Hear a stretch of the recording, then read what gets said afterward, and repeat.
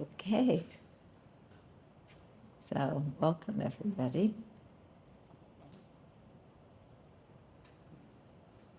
Good to see many old friends here and some new friends. Yeah, so we just arrived 2 days ago. This is the first public talk. Yeah, and I'm quite happy to do it here at Vimalakirti Buddhist Centre. I was telling them earlier that I first came here, it must have been in 1987 or 88 when I lived in Singapore. And, I first came, it was Qingbing at that time. So I just learned that Qingbing is the Chinese pronunciation of Vimalakirti. So, yeah, a very auspicious name, actually. Vimalakirti was quite a sage. And when you read, his sutra, you really get a feeling for somebody who knew how to practice the Dharma very well. And yet he remained as a layperson and taught the Dharma very widely to people. So a very good example. So today we're going to talk about aspiration. That's what I was asked to talk about, the power of aspiration. Imagine the Buddha sitting in the space in front of you, his body made of golden light, and he's looking at you with delight and is very happy because you're going to be doing something virtuous, like listening to teachings. So the Buddha is surrounded by all the other Buddhas, by many, many bodhisattvas. So feel like you're in the presence of all these holy beings. You're not trying to see them. This is an image in your mind. And then think that we're surrounded by all the sentient beings. And as we recite the verses, we're leading all sentient beings in reciting them, in taking refuge in the three jewels, in generating bodhicitta, the altruistic intention to become a Buddha for the benefit of all beings. And so we are leading all the sentient beings to do this. So when you think of all the sentient beings, you can think of the people in Russia and Ukraine, in Israel and in Gaza, but instead of fighting, you imagine them sitting quietly and turning to the Buddha, Dharma, and Sangha for teachings on how to calm their mind, how to tranquilize their anger and hatred. And then we're going to take a minute and generate a virtuous motivation, because in Buddhist practice, our motivation, why we are doing something, is the main thing that determines whether our action is virtuous or non-virtuous. So let's remember that we're here to learn the Buddha's teachings so that we can practice them in our daily lives, so that we can meditate on them deeply. And we're doing this not just for no reason at all, but because we want to make a positive contribution to the welfare of other living beings. And to do that, we have to purify our own mind, develop our own good qualities, attain Buddhahood ourselves, and as we're on the path, we can be of great benefit, but the full benefit that we can give living beings comes when we attain full awakening. So we have that aspiration for full awakening as our motivation. So take a moment and bring that into your heart. So in preparing for the talk this evening, I started thinking about all the different contexts in which the word aspiration appears in the Buddhist teachings. And it was as I did that and I started looking up references to it, it really showed me how expansive aspiration is, how important it is to have aspirations. Because when we have virtuous aspirations, it gives us a lot of energy, it gives us direction in our life, it gives us optimism and hope for the future. So forming good aspirations is quite important. Okay, so let's start out with, let's look at some of the contexts in which aspiration appears. So some of you may have done some of the philosophical studies, and one of the topics that we study there is called low rig, or mind and awareness. And in the low rig studies, it details different mental factors, different states of mind,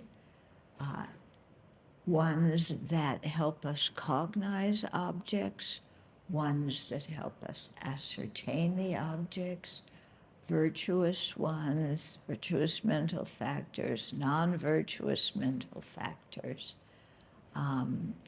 There's a whole list of them, and they all revolve around what kind of mental states do we need to develop to become awakened, and what kind of mental factors do we need to release and cleanse from the mind in order to become awakened. So, aspiration, if we talk about aspiration in a very general way, we can have virtuous aspirations, for example, the aspiration to become a Buddha, but we can also have negative aspirations. When we think about what's going on in the world, the aspiration to be victorious over one's enemies. Okay, so in general, aspiration can be either virtuous or non-virtuous. In the context of the mind and awareness teachings, the low rig teachings, they're talking about virtuous aspirations. Okay, so what are the qualities of aspiration? So it focuses on a wished for object, and it wants to possess it or to cultivate it. It focuses on a specific quality that we want to develop. And so because of that, it serves as the basis for us to make effort to actually cultivate these qualities. Yeah. In other words, if we don't want to, if we aren't interested in developing some quality, we're not going to put out any energy to develop it. Okay, so aspiration is really important to get us going, and aspiration can act as an antidote when we're feeling quite lazy, when we're reluctant to do something. Yeah, do you ever have lazy minds? Yeah, it's like, oh, I would really like to do some meditation today, but, oh, well, I'll do it tomorrow because I just don't feel like it today. Yeah, and tomorrow comes and you think, okay, yeah, I said I'd meditate today, but oh, I still don't feel like it, and I'll do something else. Okay? So in those kind of situations, it's because our aspiration is really flat. Yeah, it's not something that we really feel in our heart and want to do. So developing aspiration, yeah, which we do by seeing the good qualities or the goodness that will come from developing certain qualities, that aspiration is really important to help us overcome the laziness. Yeah, because then if your mind says, I really don't feel like meditating today. Yeah, if you have some aspiration, you'll think, oh, but, if I really do my meditation practice, I'm going to be able to develop heartfelt love and compassion for each and every sentient being. And wouldn't that be tremendous to have that kind of mind where whenever I saw any living being, even a mosquito, okay, even a cockroach, instead of going kind of like, whenever we saw any sentient being, we would feel fondness. We would want to do something to help them to be happy or to eliminate their misery. Okay, so if we have that as our aspiration, and then we see that doing our meditation practice every day will help us to slowly develop those qualities, then that helps us overcome the laziness, okay? And instead to have joyous effort, not just effort, not just, okay, I'm going to make an effort to sit down and meditate. No, it's not that. It's joyous effort. Well, it's like, wow, if I do this, I'm going to feel better. I'm going to develop some good qualities. My mind will be more peaceful. I'll have better relationships with people. At the time of death, my mind will be calm, and in my future life, I won't have to worry about anything. I'll have a good rebirth. So when you really see the benefits of doing your practice, then the aspiration becomes strong, and that gives you the effort to do it. Okay, effort or aspiration comes. So what I just talked about there was aspiration in general as one of the mental factors that help us determine kind of what different objects are and what's worthwhile and what's not.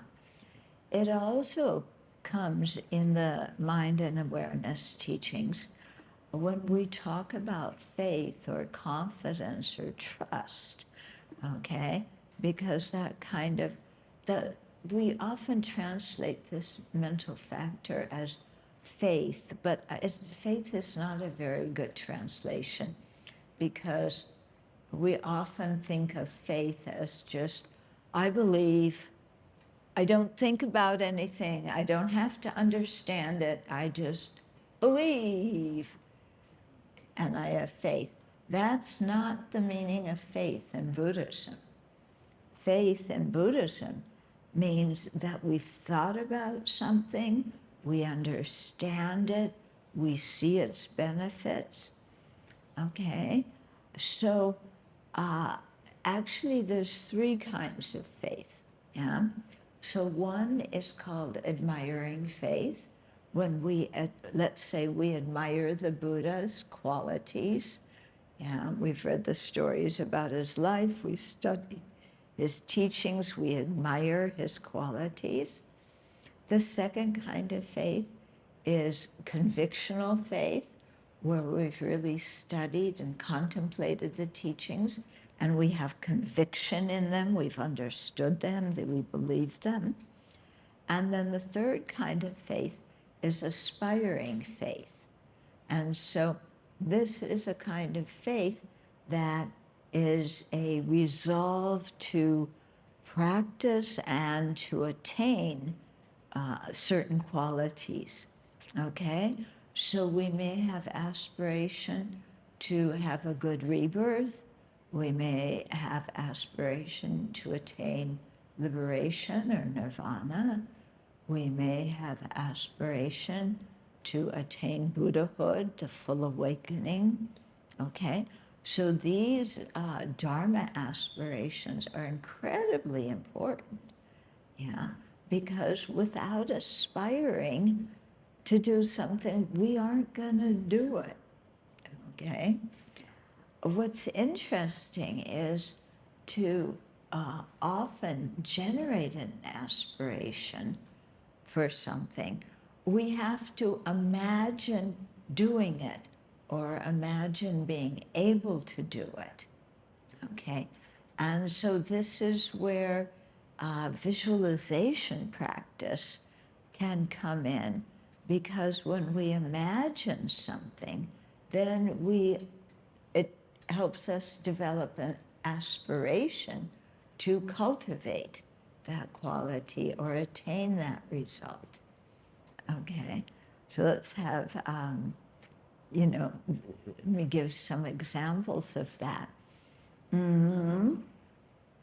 Okay, so in the prayers that we said at the beginning, yeah, the last line of the first one was, may I attain Buddhahood for the benefit of all beings. So that is an aspiration to attain Buddhahood. It's a remarkable aspiration. It's something that we don't even fully understand at this moment, but we know something about it, and we can direct our mind towards attaining full awakening, okay? So that then the imagination that can support and stimulate the aspiration would be many times in our practice, at least in Tibetan practice, we will visualize the Buddha in front, for example, and then light coming from the Buddha into us, purifying all of our negativities, all of our negative karma, all of our wrong views, okay? And we imagine that, and when we feel the light from the Buddha coming into us and think, oh, all those things that I have remorse for, that I don't feel good about having done, now that light from the Buddha is helping me to purify that and put it down, okay, then that clears the way for us to generate virtuous aspirations. Whereas when we don't do that visualization, yeah, then we may feel regret for things we do, but we say, oh, I'm such a bad person for doing that. I'm never going to become awakened. If the Buddha were alive now, he would look at me and say, go away. Yeah. So if we have that kind of mind, that's going to be a real obstacle for practicing. Yeah. Whereas if we do the visualization of light coming from the Buddha into us, and we think, oh, my negativities are being purified, yeah, when you visualize white light, and then sometimes the Buddha sends golden light into you, and you think, oh, now I've attained the Buddha's qualities, yeah. Now I can forgive all the people who harmed me. Now I am able to release all my grudges and not carry around bitterness in my mind towards people who have harmed me in one way or another. Yeah? So if you think like that, yeah, that you can purify, you can develop the good qualities, that use of our imagination will stimulate us to have aspiration, and the aspiration will turn our mind towards cultivating those qualities, towards doing purification, towards forgiving others, towards forgiving ourselves, you know, towards developing the good qualities that the Buddha has. And then we go from that aspiration to having the effort to practice the path, okay? Because we can't just have an aspiration and then sit there and expect, you know, that the Buddha is going to go abracadabra, poof, now you are fully compassionate. You know, that's not the way it works, okay? Yeah, Buddhism is very much a practice where we're responsible for our own minds and our own lives. And so if we want to develop these good qualities, we have to put out effort. Yeah, we can't sit there and say, you know, lean back and, you know, drink our tea. Now, what is this? Water, good. I like water instead of tea when I talk.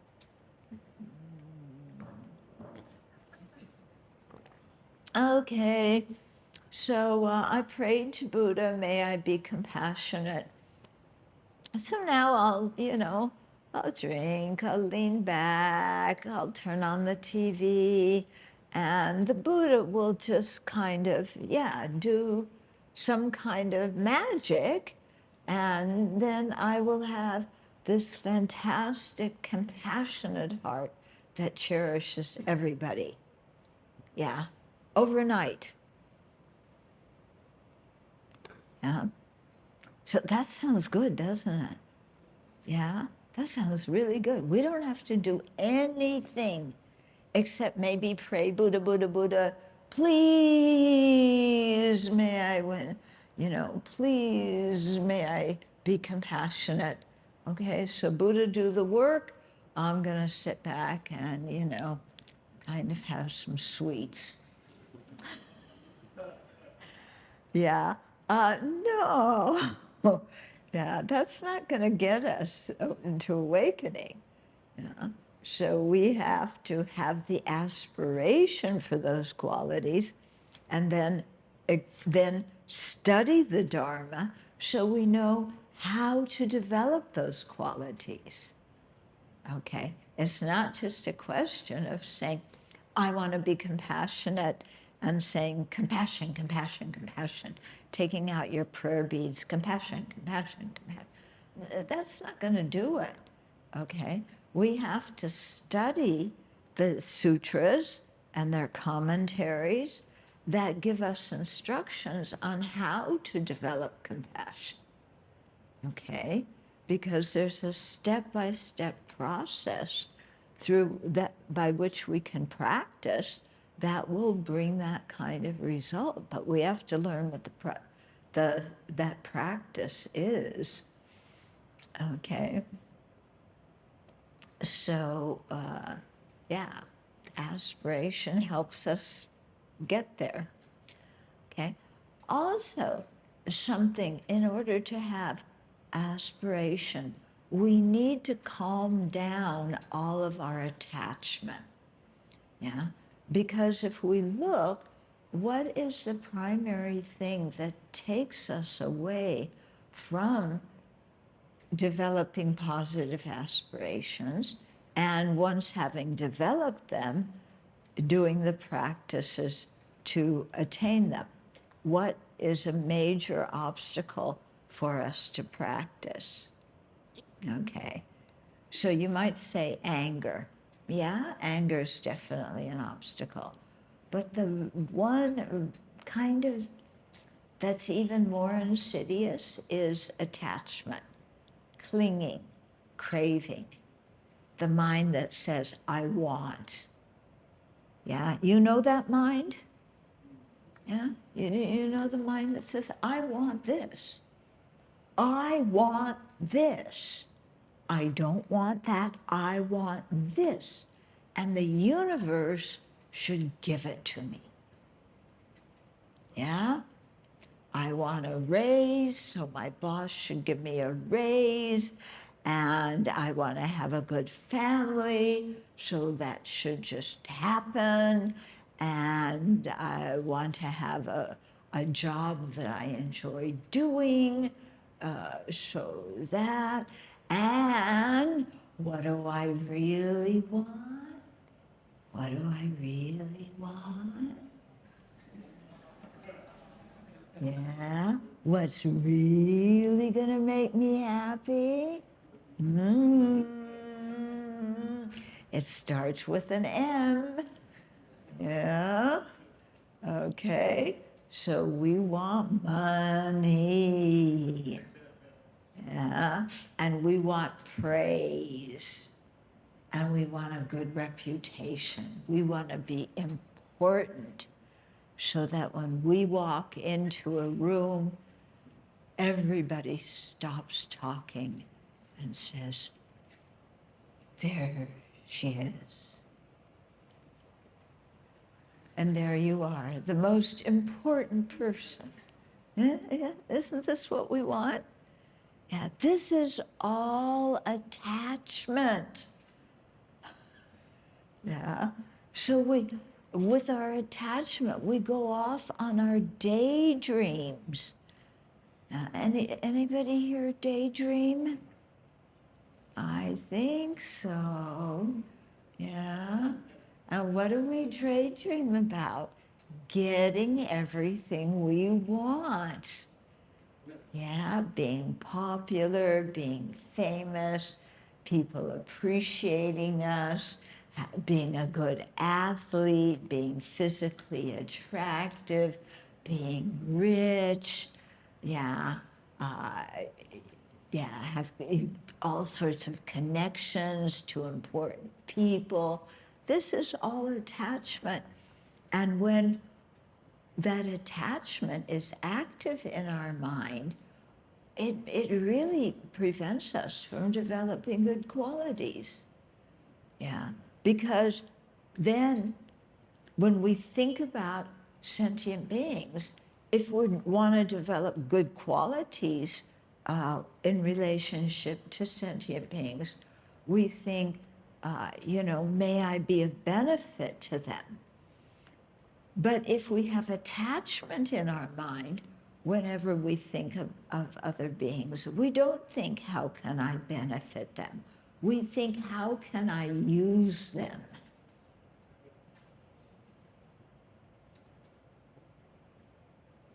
Uh-oh. Uh-oh. Anybody here use other people? Manipulate other people? Isn't that beautiful flowers? Let's change the topic. Yeah. But we can see how much attachment becomes a big problem for developing virtuous qualities. Yeah, so we have to really work to subdue that. And similar with our anger, because if we're somebody who's angry a lot, again, how is a virtuous aspiration going to arise in our mind? We'll have lots of non-virtuous aspirations. You know, if we're angry and we hold grudges, we'll think, how can I retaliate? How can I give them a taste of their own medicine? How can I say just the words that are going to hurt them and then look innocent afterwards?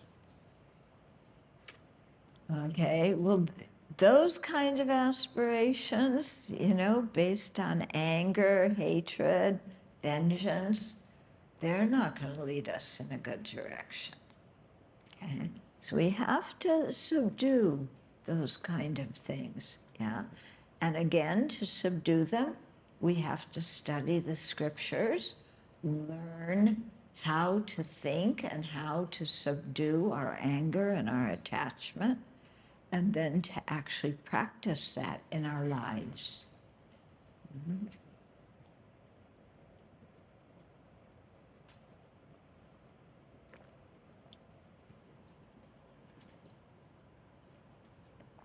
Okay. Then, other ways that aspiration comes in our practice and makes it us and is an important factor for us. Okay, so aspiration is necessary for whatever spiritual practice you're doing, whether you follow the Theravada or Zen or YN or Vajrayana, you know, whether you want to become an arhat or a solitary realizer, arhat or a Buddha, all of those involve aspiration. So aspiration motivates us. It cuts out the laziness, okay? And in order to actualize our aspirations, we have to create the causes for the fruition of our aspirations. So if we have the aspiration to generate love and compassion for all beings, then we have to create the causes for being able to do that. Yeah. And so what are the causes? Well, for developing love and compassion, one of the important causes is recognizing the kindness that other living beings have shown us, and then wanting to repay that kindness. Yeah? When we see that we're the recipient of tremendous kindness in the world, yeah, then that helps to subdue our anger. It helps to lessen our attachment. And once those things are lessened, yeah, then we can overcome our laziness and we can actually, you know, do all of the steps involved in developing great love for sentient beings. Okay.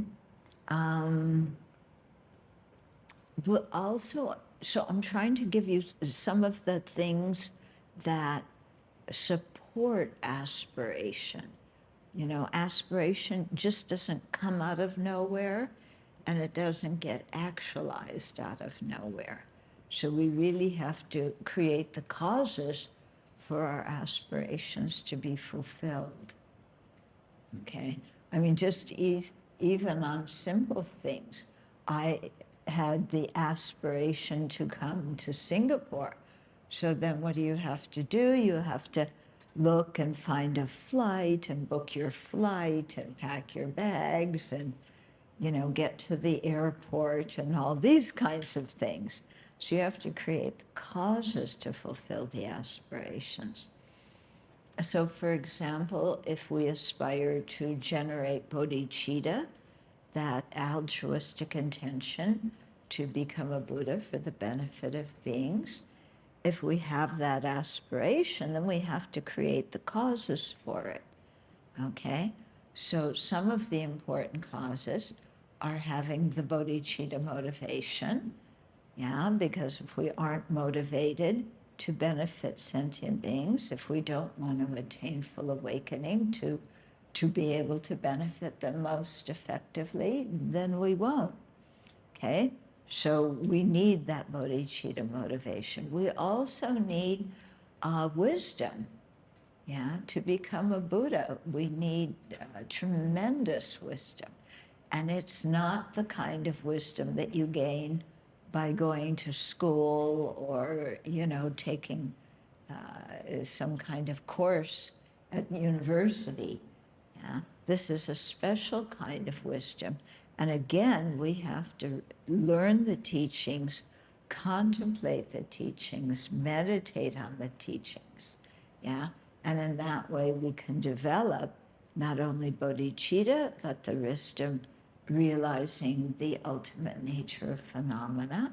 And then with all of those causes in our mind, then attaining enlightenment will not be difficult. You know? That, you know, why do we think of attaining enlightenment as difficult? Because we haven't cultivated the causes. But once we cultivate the causes, then we don't think of enlightenment as being so difficult. Okay. Sometimes, well, in Buddhism, we talk about renunciation, yeah? And people very often misunderstand what renunciation is. And they think renunciation is, oh, I want this beautiful thing, but I can't have what I want. I'm renouncing. Yeah, and they think renunciation is just, you know, renouncing what you want and is going to lead you to a life of misery, okay? But actually, in Buddhist practice, we're not renouncing what we like, we're renouncing suffering, okay? Yeah, renouncing means you want to get rid of something. What do we want to get rid of? Our suffering, our confusion, our pain, our misery, okay? So the kind of renunciation that we develop in Buddhism is not something where it's painful and horrible because you really want something but you can't have it. It's actually a form of aspiration, and it is aspiration for liberation, aspiration to become a Buddha. Okay, so these kinds of aspirations are based on renouncing our misery and renouncing our ignorance, anger, and attachment that create the karma that bring our misery. Okay, so actually, renunciation is a way of cherishing ourselves. Yeah, we think, yeah, like some people say, oh, you renounced, you're a monastic. How do you do it? Don't you suffer so much? You know, you can't have a big, beautiful car. You don't have a husband. Oh, your life must be terrible. Actually, no.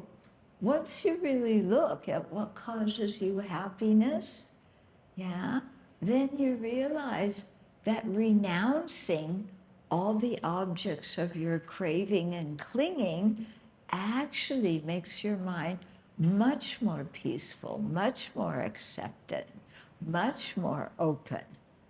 Okay, so renunciation is a way of having compassion for ourselves. Now, we hear many people nowadays talking about how important it is to have compassion for ourselves. Yeah, but sometimes we think compassion for ourselves means I just sit there and go, oh, the world doesn't give me what I want, poor me. I have so much compassion for myself. Yeah, and I'm really unhappy. So I think I'll go to the shopping mall and buy myself a present. Okay, that's compassion for myself. No, that's not compassion for yourself. That's the method for getting yourself in credit card debt. Yeah. And that is not compassionate to yourself, is it? Okay.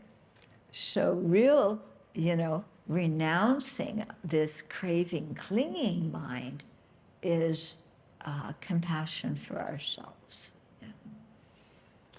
Yeah. Okay. When we discover that many of our problems are rooted in misconceptions, then we'll see the possibility of changing how our mind looks at things, and that arouses the aspiration for spiritual freedom, for liberation, for full awakening in us. Okay, so yeah, because usually we don't see our problems as related to our own misconceptions. We think our problems come from outside. Why do I have problems? Well, my parents are on my case, and my friends don't understand me, and I have to pay more taxes, which I don't like, and somebody just told me off at work, and my boss wants me to work 16 hours a day. So yeah, all my suffering comes from outside. Yeah.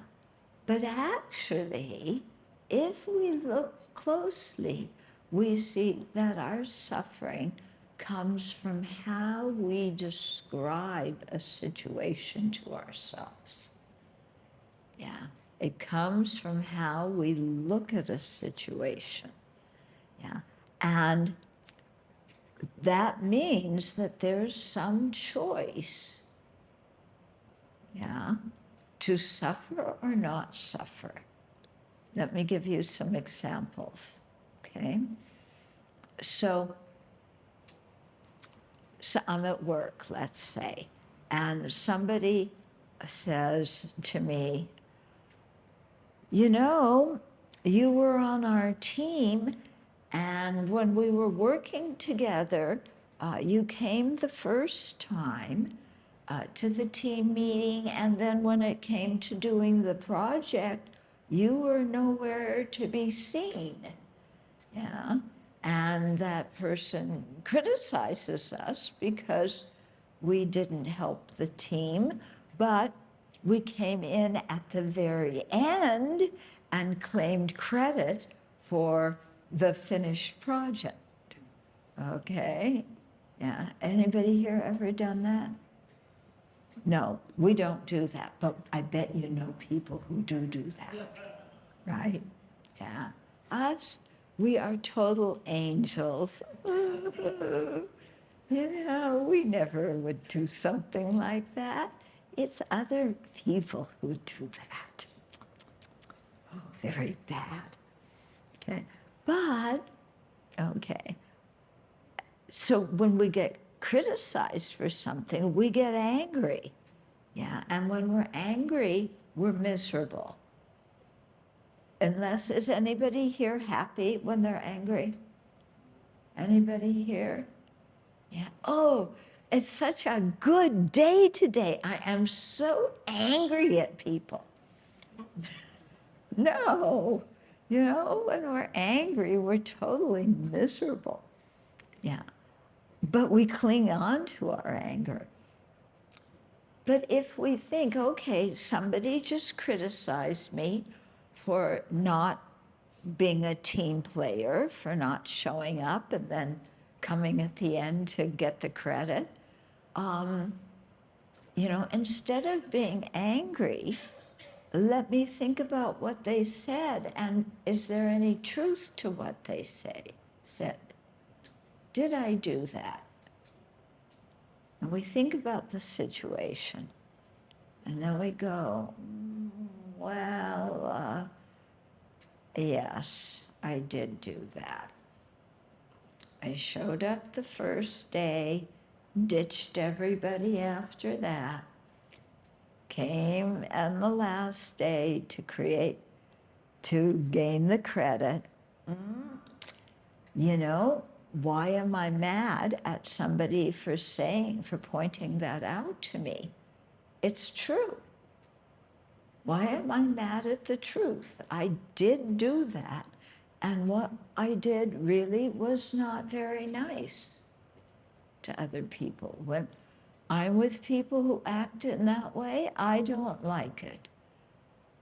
So, I need to change my ways. So being mad at somebody who criticized me is a waste of my time, because that person actually helped me by pointing out to me what I need to work on.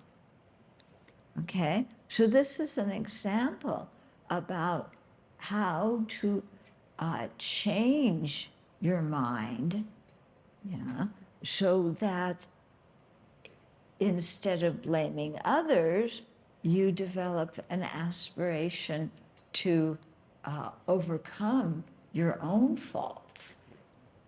Yeah, that would be good, wouldn't it? What do you think? Blaming others for our problems takes a lot of energy. I don't know how many of you follow things that go on in America, okay? And I'm not talking about politics, and I won't mention any names, but there is somebody, who cannot admit making any mistakes, and when he gets indicted for crimes or arrested, he says, oh, this is a witch hunt. It's other people who did that. Other people are not treating me fairly. Me? I'm the most honest person. I'm the nicest person. Yeah? And all these people, they criticize me without, it's a witch hunt. They just criticize me because they're jealous. Okay. So you don't know who I'm talking about, do you? Yeah, because I'm not mentioning names. But, that person is quite miserable, quite an unhappy person. Yeah. He may walk around saying, everybody mistreats me, but I'm the most wonderful person who's helped the country so much. He may say that, but there's no aspiration in him to be that. And so it's the same for us, to develop that aspiration. And if we get into that mood of blaming others for our problems or for our failures, to accept that, hey, they're telling us the truth. I don't need to be angry, but I do need to start changing, and stop acting the way I was acting. Okay, then more ways for aspiration. The 4 Brahma Viharas, or we call them the 4 immeasurables. Immeasurable love, immeasurable compassion, immeasurable joy, immeasurable equanimity. These four are all aspirations, okay? Love, in a Buddhist context, is the aspiration for all living beings to have happiness and its causes. Compassion is the aspiration, for all living beings to be free of misery and its causes. Joy is aspiration that others attain high spiritual realizations and have a kind of happiness and bliss that doesn't disappear. And equanimity is an aspiration that all living beings can have an equal, impartial feeling towards everybody else that acts as a basis for having love and compassion for all the living beings. So those four, of the four immeasurables, which are quite important elements in all the Buddhist traditions, they're all aspirations. So you see, aspiration comes in a lot of different contexts there.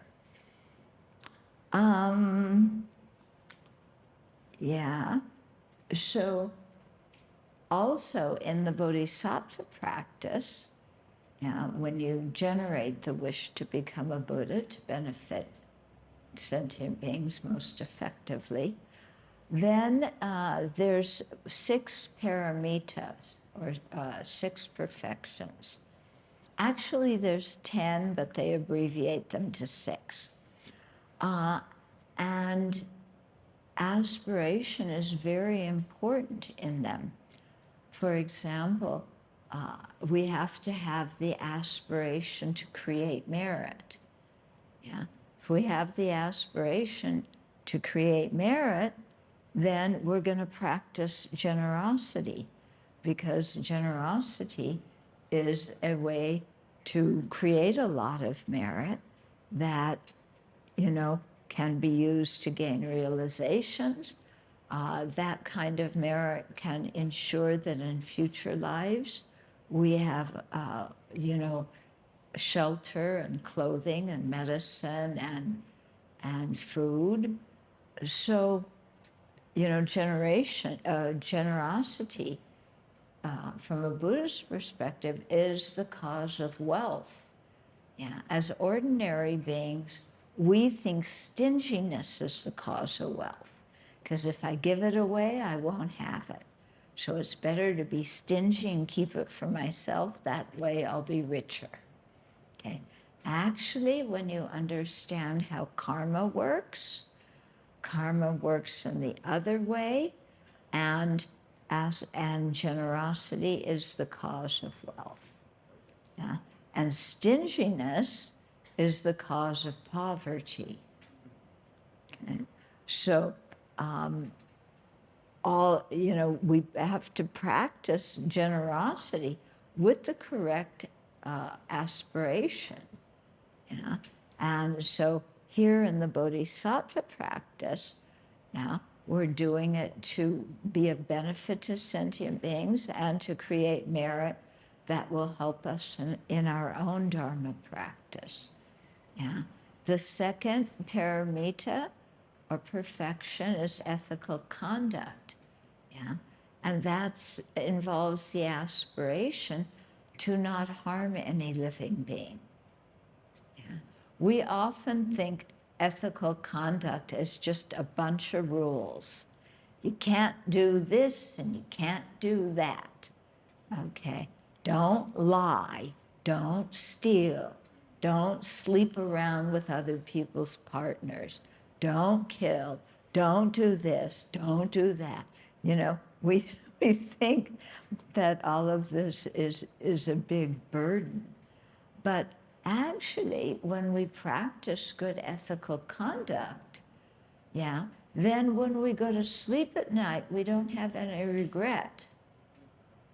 Yeah, we feel good about what we've done. Our mind is peaceful. And at the time of death, now when we die, again, there's no regret if we've kept good ethical conduct, because we've had that aspiration not to harm others. And we've lived out that aspiration and have abandoned harming others. Okay? Fortitude or patience is the third paramita. And that also involves aspiration, because here we're aspiring to free ourselves from anger. Yeah, because anger is a big problem, isn't it? Yeah, when we're angry, we're miserable. When we're angry, we do all sorts of horrible things. We say all sorts of horrible things. When we look at the news and what's going on, there's many wars going on, but two major ones going on right now. One between Ukraine and Russia, the other between Israel and Gaza. Yeah. What's fueling those? What makes people go out and kill others and think that's going to bring them happiness? Yeah, it's anger. Yeah, anger makes us we can't think clearly. Yeah, and we think that harming others is the way to happiness. Yeah, but when we harm others, then really, we don't feel good about ourselves. And we cause so much pain in the world. I mean, I'm using war now as an example because it's probably the most evident one. But we may not be a soldier fighting in war, but we can be a pretty obnoxious person sometimes. Yeah? And be very angry and unpleasant to be with, and try and sabotage other people's happiness because we're jealous. Okay? So, to have the aspiration to overcome our anger and practice fortitude and patience, very important. If you want to be a good parent, how many of you are parents? Only 2 people here are parents? My goodness, really? Let's try this again. How many of you have children? Oh, a few more of you do. Okay. When you have kids, is being a really angry, quarrelsome, hard to get along with person something that is going to help you to be a good parent? Hello? Yeah, no, it's going to make you really, you're going to have a horrible relationship with your kids if all you do is get angry at them and scream at them, like a drill sergeant in the army. Sometimes I see parents acting like that, Get up. Get out of bed, the alarm rang. Go eat your breakfast. Did you brush your teeth? Yeah. Get your books. You're late for school. Get in the car. Yeah, quick, hurry up. What are you doing? Yeah. This is somebody that supposedly you love. Don't you love your kids? Hello? Yeah. Do you love your kids? I hope so. My goodness. Yeah, good. Yeah, it's important to love your kids. Otherwise, you're going to be a really lousy parent. You're going to really scream, and you're going to have a horrible relationships in your family. Okay? So having that aspiration to subdue your own anger and then actually doing that is going to create a happy family. Yeah, so many people come to me, and they have problems, and they tell me their problems. Oh, I've been married for, 20 years. It feels like 200. It's just such we don't get along at all. My spouse and I, they're just, they don't understand me. They complain all the time. They don't take out the garbage. They don't, comfort me when I'm sick. They ignore me. Oh, my spouse is just horrible. I have a horrible marriage. Okay, would you want to be married to somebody who talked like that? For sure you're going to have not only the guy who's complaining is going to see their marriage as horrible, but their spouses too. Okay. So, if you want to have a happy marriage, be nice to your spouse. If you want to have a happy family, be kind to your children. Yeah. Yeah. I mean, our parents tried to teach us that, didn't they? When we were little, yeah. Our parents all told us, be kind to other people because you'll have friends that way. Be kind to other people because, then you'll have good relationships with them. Yeah. If you throw rocks at them and you throw sand in their eyes, they're not going to like you. Yeah. But so we think, okay, yeah, that's kids stuff. Our parents told us that.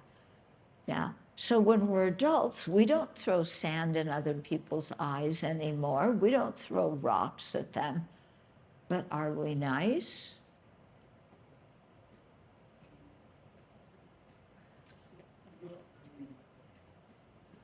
Yeah.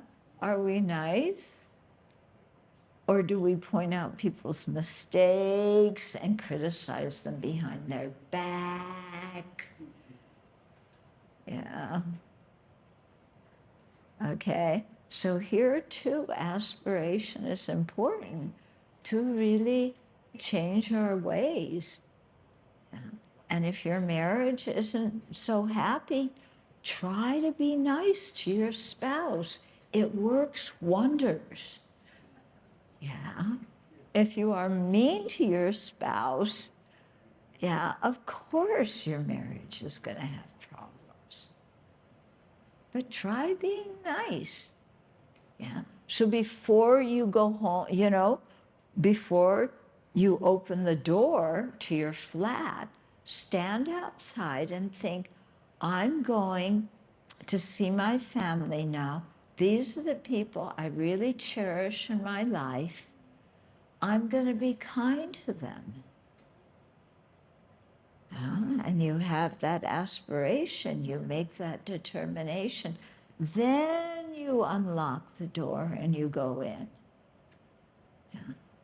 But how often, and you go in and you say, hi, dear, and, you greet your spouse in a really nice way.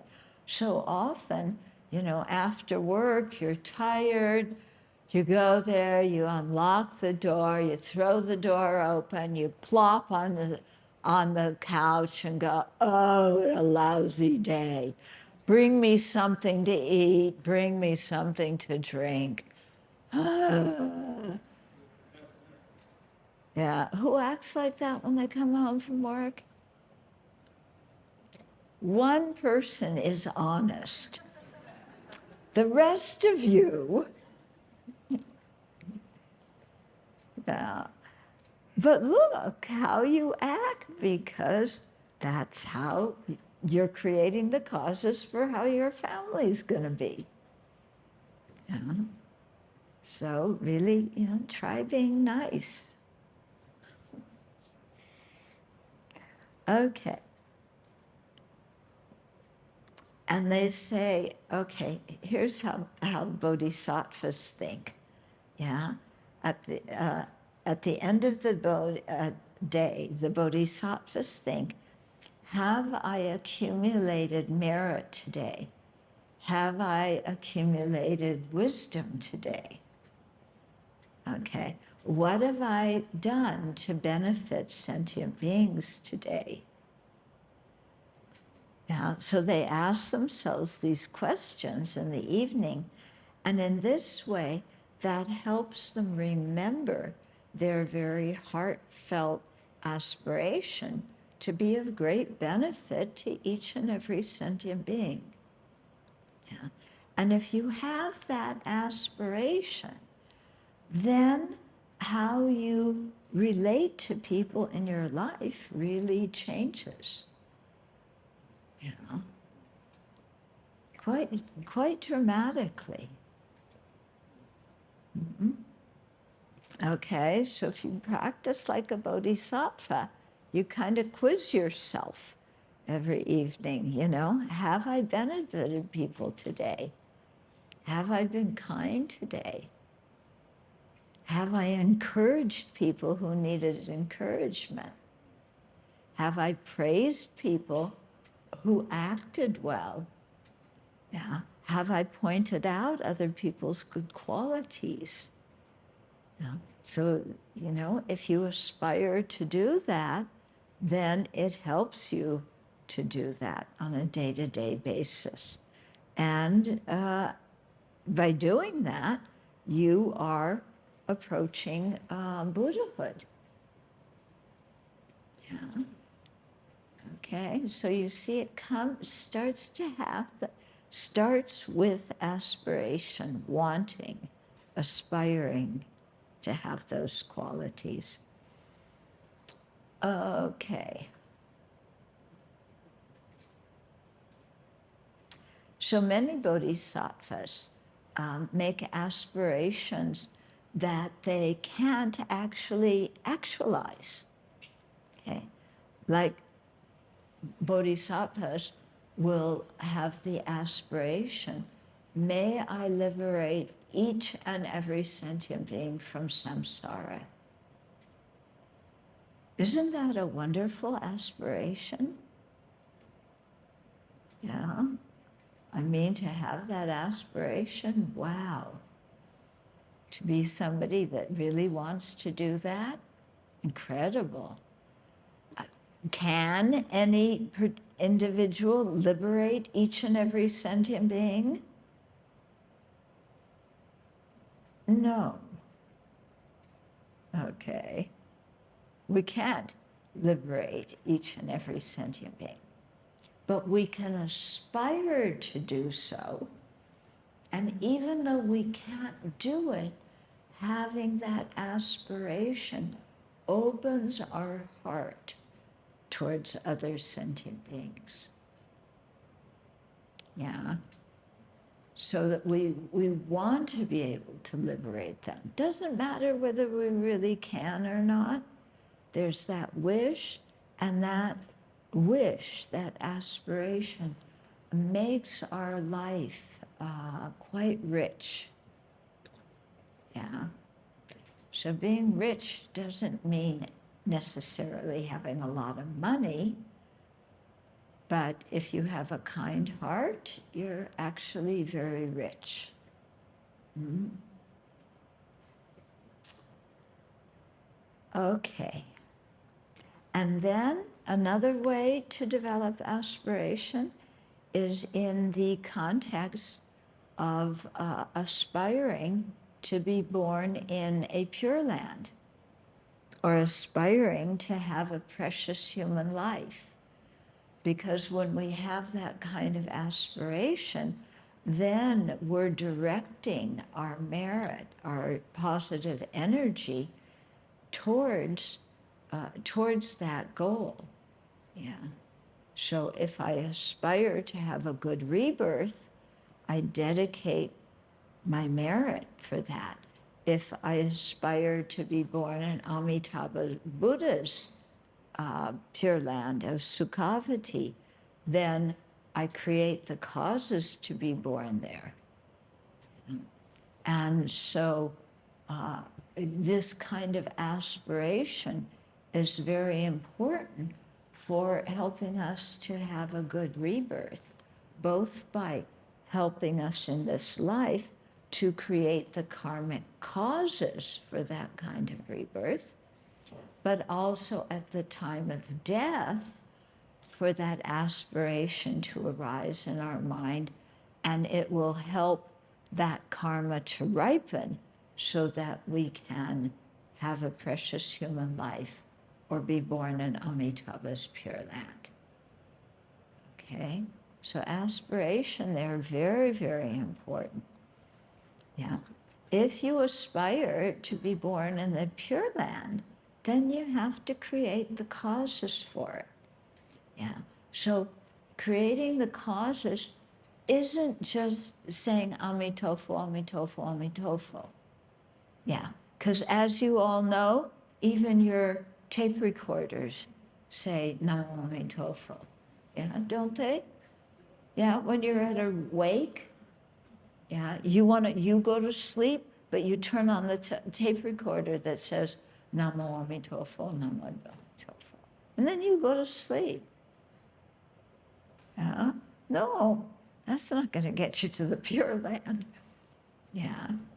You've got to really think, yeah, if I want to be born in Amitabha's Pure Land, yeah, what are the people like who are born there? What kind of qualities do they have? Okay.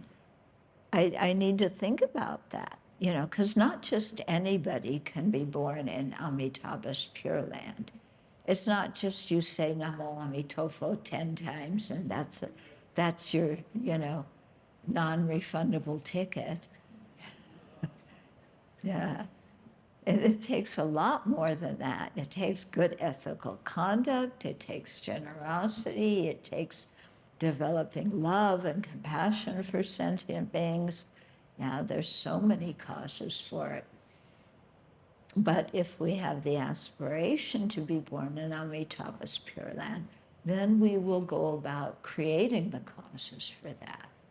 And that will bring many, many good results. Okay, so that's a little bit about aspiration. Yeah. What I'll do now is open it up. Maybe you have some questions or comments. Let's see. Thank you. Okay, so should we make an aspiration on which path to take, such as attaining Sotapadana, or stream entry in the Theravada tradition, or being a bodhisattva in the Mahayana tradition?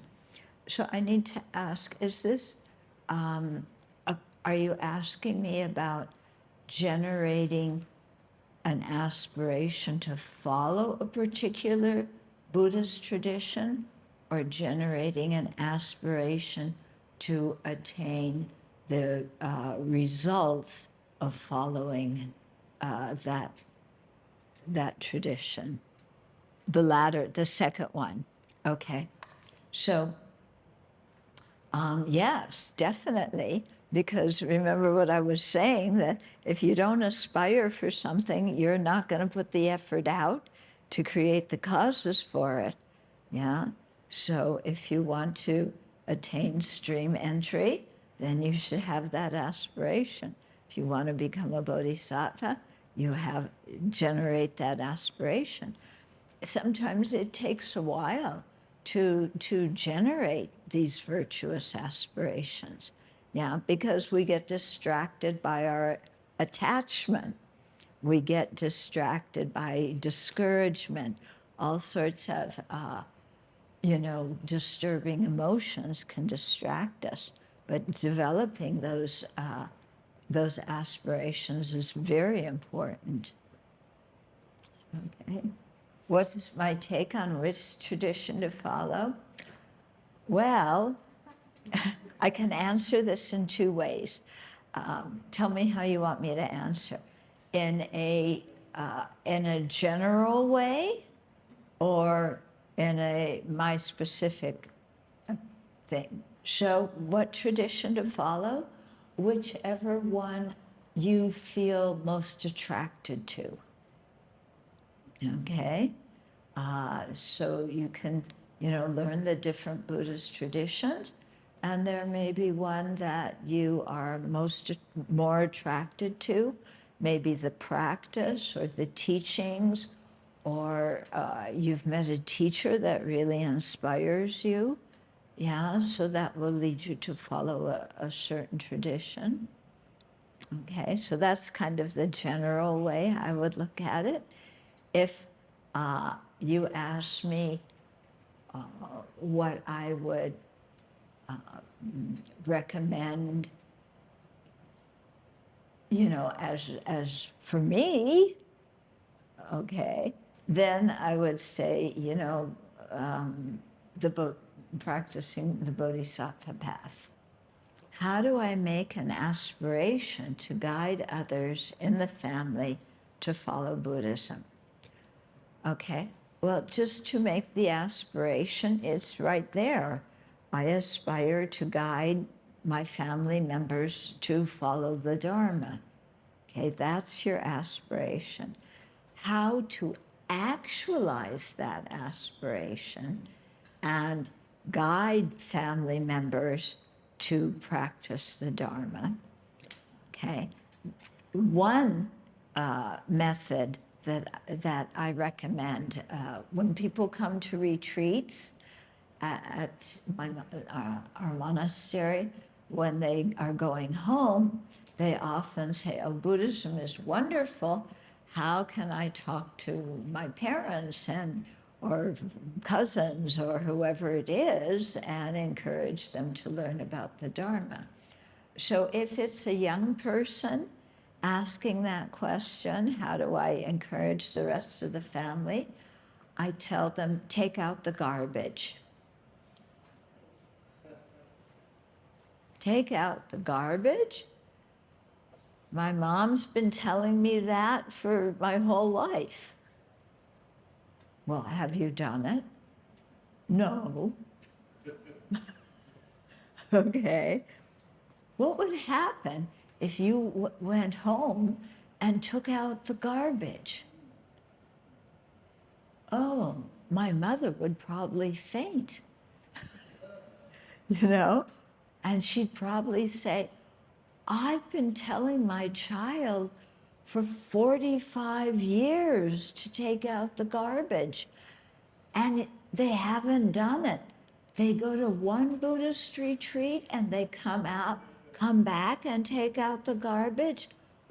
Buddhism is wonderful.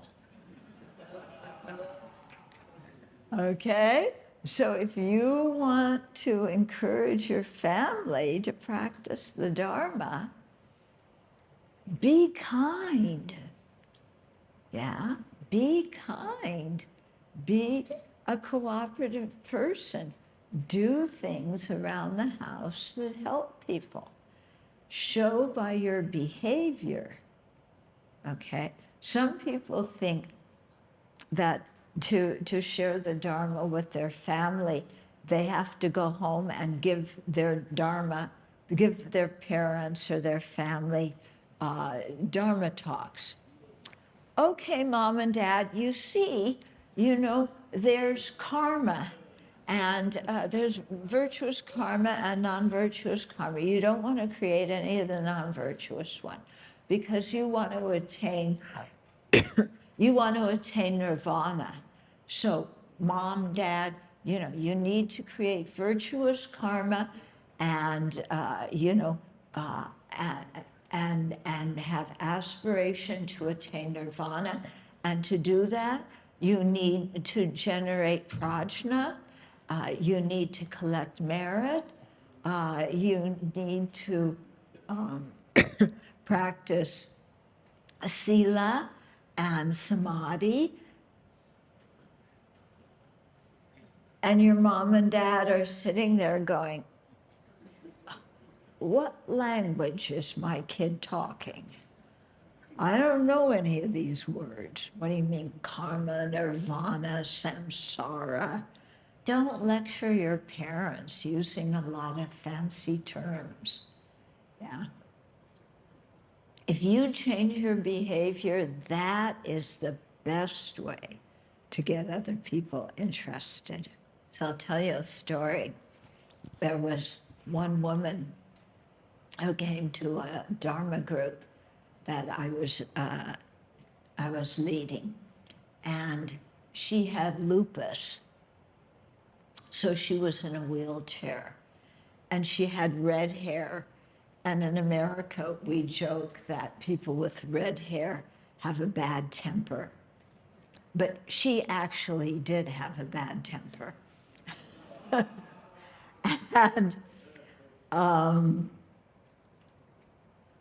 And so she worked in the